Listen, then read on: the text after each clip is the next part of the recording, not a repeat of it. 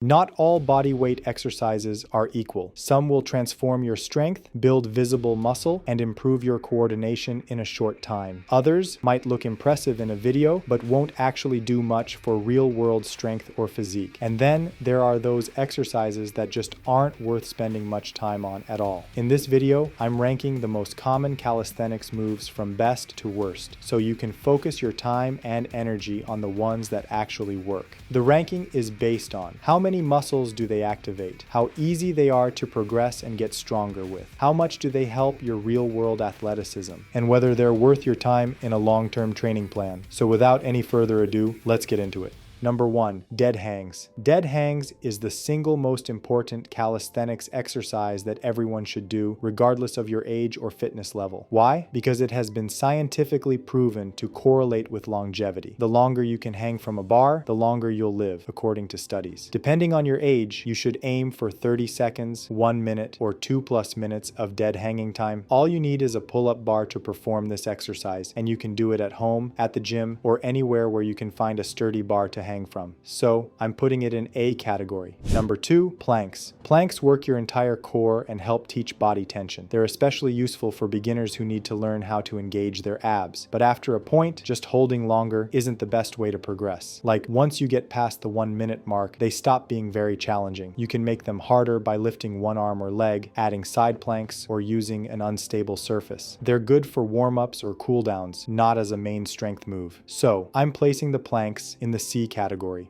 Number 3, pull-ups. Pull-ups are a calisthenics staple. It's one of the primary exercises that every bodyweight athlete enjoys doing. They are one of the best exercises in all of fitness. If you could only choose one calisthenics move for your upper body, I definitely recommend pull-ups. They work your back, biceps, shoulders, and core all at once. You're pulling your entire body weight, which makes it an amazing strength-building exercise. Plus, they help with posture and can lead to harder moves like muscle-ups and front levers. You can also scale it up with variations like wide grip, chin-ups, or archer pull-ups. Beginners can use resistance bands or assisted pull-up machines to get started. The pull-ups are hands down an S-tier exercise in my book. If you cannot do a pull-up, consider bodyweight rows, which work the same muscle but are more beginner-friendly since your legs are on the ground. We'll cover these later in this video. Number 4, push-ups. Of course, we cannot forget about the push-up. This is another fundamental calisthenics exercise that cannot be avoided. Push-ups work the chest, triceps, shoulders, and core all at once. Beginners can start with knee push-ups or incline push-ups to reduce the difficulty, while advanced athletes can do diamond push-ups, archer push-ups, or even one-arm push-ups. One of the biggest mistakes people make is letting their hips sag or rushing through reps. If you slow down, keep your core tight, and make every rep controlled, you'll see much better results. You can also train different goals with push-ups: high reps for endurance, slow tempos for muscle growth, or explosive push-ups for power. And you don't need any equipment, which means there's no excuse not to do them. I'm definitely putting the push-ups in the S-tier category. Number 5, squats. Bodyweight squats seem simple, but they can get harder once you push yourself past your limit. They're the foundation of lower body training. They work the quads, hamstrings, glutes, and calves. They also improve balance, mobility, strength, and flexibility. They improve your leg strength, and it's a great way to train the lower body without weight. For more strength and power, slow down the movement and add pauses at the bottom. To make them harder, you can try jump squats for explosiveness or Bulgarian split squats for more single leg focus. Even if you lift weights, I still suggest keeping squats in your routine for joint health and functional strength. So the squats got its spot in the A tier category. Number 6, L-sit. The L-sit is a static hold that works your core, hip flexors, triceps, and shoulders. It's one of the best moves for building isometric strength and teaching your body how to hold tension. Start with tuck holds on parallettes or dip bars, then gradually straighten your legs. The more you extend your legs, the harder it gets. It's not for absolute beginners, but it's excellent once you've built a base. While it won't build as much raw strength as dips or pull-ups, it's excellent for skill work and a strong defined core. So I'm placing the L-sit in the B category. Number 7, triceps dips. You've probably seen these done on park benches or gym benches, but they put your shoulders in a dangerous position, especially especially if you go too low, which can lead to pain or injury. They're also less effective for triceps growth compared to parallel bar dips. If you really want to hit your triceps, close grip push-ups or proper dips are a better choice. Honestly, the triceps dips on the bench are barely making D tier. Number 8. Hanging leg raises. This is one of the best ab exercises you can do. Hanging leg raises not only strengthen your core, but also train your grip, lats, and hip flexors. Plus, they teach you body control, which carries over to skills like front levers and toes to bar. If you can't do full leg raises yet, start with bent knee raises and work up to straight leg raises. Focus on slow, controlled movement, no swinging. Your abs should be doing the work, not momentum. For me, the hanging leg raises are absolutely worthy of A tier.